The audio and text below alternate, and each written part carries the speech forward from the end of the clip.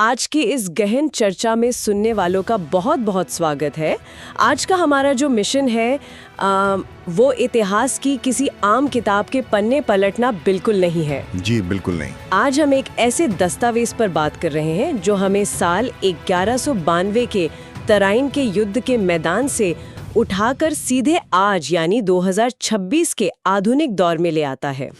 ये पूरे 834 सालों के अस्तित्व, एक जगह से दूसरी जगह पलायन और खुद को पूरी तरह बदल लेने की एक रोंगटे खड़े कर देने वाली कहानी है। बिल्कुल। आज के इस चर्चा का आधार एक बेहद दिलचस्प दस्तावेज है जिसका नाम है knights of the spinning wheel, the Kathiawadi Kshatriya legacy. और इस पूरी ऐतिहासिक यात्रा को अगर एक वाक्य में समेटना हो तो ये केवल एक जगह से दूसरी जगह भागने की कहानी नहीं है। हाँ, ये असल में विनाश के बीच विकास की कहानी है। हाँ, ये काठियावाड़ी क्षत्रियों की कहानी है जिन्हें आज कतिया समाज के नाम से जाना जाता है। सही कहा। ये एक ऐसे योद्धा समाज की गाथा है जिसने अपनी पहचान बचाने के लिए अपना सब कुछ बदल दिया। चलिए इसे थोड़ा विस्तार से समझते हैं।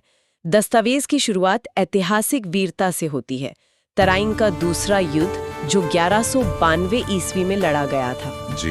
इसमें पृथ्वीराज चौहान की सेना का जिक्र है जिसमें काठियावाड़, जो कि आज का गुजरात है, वहां के योद्धा शामिल थे। और ये योद्धा अपनी अश्व संचालन कला यानी घुड़सवारी और तलवारबाजी के लिए पूरे भारत में प्रसिद्ध थे। लेकिन युद्ध के मैदान में असल में हुआ क्या था? तराइन के उस दूसरे युद्ध का दृश्य अगर हम समझें तो वो बहुत ही भयंकर था।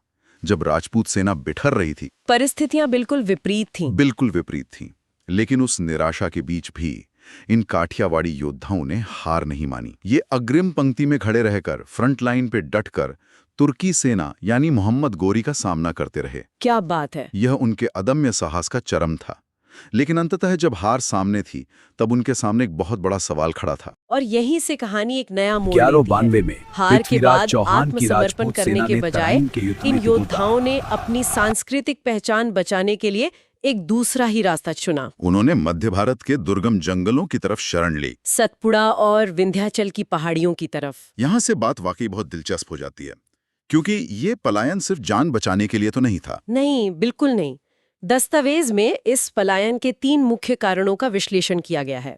पहला है धार्मिक और सांस्कृतिक सुरक्षा, क्योंकि नए आक्रांताओं द्वारा धर्म परिवर्तन का बहुत बड़ा दबाव था। एग्जैक्टली। वे किसी भी कीमत पर अपना धर्म नहीं छोड़ना चाहते थे। दूसरा कारण था सैनिक बिखराव। पृथ्वीराज चौहान की हार के बाद सेना तितर बितर हो गई थी। और जो मध्य प्रदेश का महाकौशल क्षेत्र है, हाँ, सिवनी, छिंदवाड़ा, बैतूल, ये पूरा इलाका घने जंगलों से ढका था, जो छिपने और एक छापामार यानी गुरिल्ला जीवन के लिए एकदम सही था। लेकिन जो सबसे बड़ा टर्निंग पॉइंट है 1192 में हार के बाद यहाँ जो बात सबसे तुर्की ज्यादा सेना हैरान के करने अत्याचार वाली से है बचने वो के ये लिए है कि उन्होंने अपनी पहचान छुपाने के लिए अपने शस्त्र हमेशा के लिए त्याग दिए। हथियार छोड़ दिए। हाँ, और शस्त्र की जगह शास्त्र और सूत को अपना लिया, यानी कताई और बुनाई का काम। ये वाकई सोचने पर मजबूर कर देता है। कल तक जो हाथ तलवार चला रहे थे वो सूत काटने लगे। और ये रातों रात नहीं हुआ। रसिल और हीरालाल की ट्राइब्स एंड कास्टीज में इसका स्पष्ट उल्लेख है। दुश्मनों से बचने और सामान्य नागरिक दिखने के लिए उन्होंने सूत काटने का यानी कटिया कार्य शुरू किया। और इसी कटिया कार्य के कारण ही इन्हें कतिया समाज कहा जाने लगा। बिल्कुल। इसी संदर्भ में अंग्रेजी इतिहासकारों ने उन्हें एक बहुत ही दिलचस्प नाम दिया है, knights of the spinning wheel या रहटा राजपूत। रेटा का मतलब होता है चरखा। जी। ये भेष बदलने की दुनिया की सबसे बड़ी रणनीतियों में से एक थी। अब उनकी भौगोलिक यात्रा को देखते हैं। राजस्थान और मालवा के रास्ते, नर्मदा घाटी और फिर 15वीं से 19वीं सदी के बीच सतपुड़ा के पठारों तक का सफर। और उस समय वहां गोंडवाना साम्राज्य का शासन था, विशेषकर रानी दुर्गावती के शासनकाल का दौर। सिवनी और छिंदवाड़ा के गोंड राजाओं ने इन्हें जमीन दी। बिल्कुल। गोंड राजाओं ने देखा कि ये बहुत अनुशासित हैं, तो ये सिर्फ बुनकर नहीं रहे बल्कि खेती यह करके कठिन यात्रा गांवों का के मार्ग मालगुजार है, और जो पटेल बन राजस्थान गए। से प्रारंभ मालगुजार और पटेल प्रबुद्धता मतलब जाता है। समाज में एक बहुत ही प्रतिष्ठित दर्जा मिल गया। हाँ, समय के साथ समाज उपजातियों में बटा, लेकिन उनका जो क्षत्रिय मूल था वो पुरानी लोक कथाओं और गोत्रों में जीवित रहा। स्रोत में कुछ गोत्रों का स्पष्ट उल्लेख है, जैसे अमगोहिया, अर्जुनवार, ब्रह्मगोतियां। डोंगरवार, लांजीवार, सुनगोतिया। बिल्कुल, ये गोत्र सीधे तौर पर उनके राजपूताना मूल की गवाही देते हैं। तो इस सब का असल मतलब क्या है? 20वीं सदी की शुरुआत में 1900 से 1947 के बीच हमें इस समाज में एक नई जागृति देखने को मिलती है। जी, 1946 की एक पुस्तिका के हवाले से दस्तावेज बताता है कि कैसे काठिया क्षत्रिय महासभा का गठन हुआ। ये सिर्फ संगठन बनाने की बात नहीं थी। अगर हम इसे व्यापक परिप्रेक्ष्य से जोड़कर देखें तो पाएंगे कि समाज ने खुद को शुद्ध करने के लिए बहुत बड़े और प्रगतिशील सुधार किए, जैसे शराबबंदी लागू करना चिलम और हुक्का पीने पर पूरी तरह से रोक लगाना और मृत्यु भोज जैसी प्रथा पर भी पाबंदी लगाई। ये बहुत क्रांतिकारी कदम था। मृत्यु भोज परिवारों को कर्ज में डुबा देता था और इसके साथ ही विधवा पुनर्विवाह को समर्थन दिया।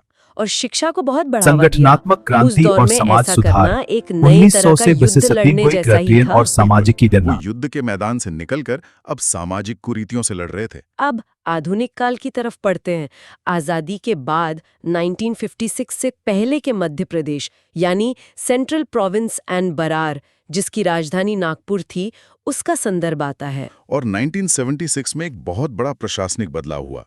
मध्य प्रदेश में इस काठिया क्षत्रिय समाज को अनुसूचित जाति यानी एसटी की श्रेणी में शामिल किया गया। ये एक बहुत ही संवेदनशील ऐतिहासिक तथ्य है, जिसे दस्तावेज में पूरी तरह निष्पक्ष रूप से सामने रखा गया है। जी। इस फैसले से एक ओर तो शिक्षा और सरकारी नौकरियों में समाज के युवाओं का प्रतिनिधित्व तेजी से बढ़ा, लेकिन दूसरी तरफ जनरल श्रेणी से हटाकर अनुसूचित जाति में लाने पर मध्य प्रदेश के बहुत से इलाकों में इस जाति के लोगों द्वारा भारी विरोध भी हुआ। वो अपने उस ऐतिहासिक क्षत्रिय गौरव और 800 साल के स्वाभिमान वाले संघर्ष से समझौता नहीं करना चाहते थे। ये उनकी सदियों पुरानी पहचान के गर्व को 1976 में मध्य प्रदेश में समाज को अनुसूचित जाति श्रेणी में शामिल किया गया। इससे समय के साथ चीजें बदलती हैं। जो कभी मास्टर और बाबू कहलाते थे, आज उस समाज के युवा प्रशासनिक सेवाओं में हैं, इंजीनियरिंग कर रहे हैं, चिकित्सा और व्यापार में हैं। और सबसे अच्छी बात यह है कि अपनी वंशावलियों के माध्यम से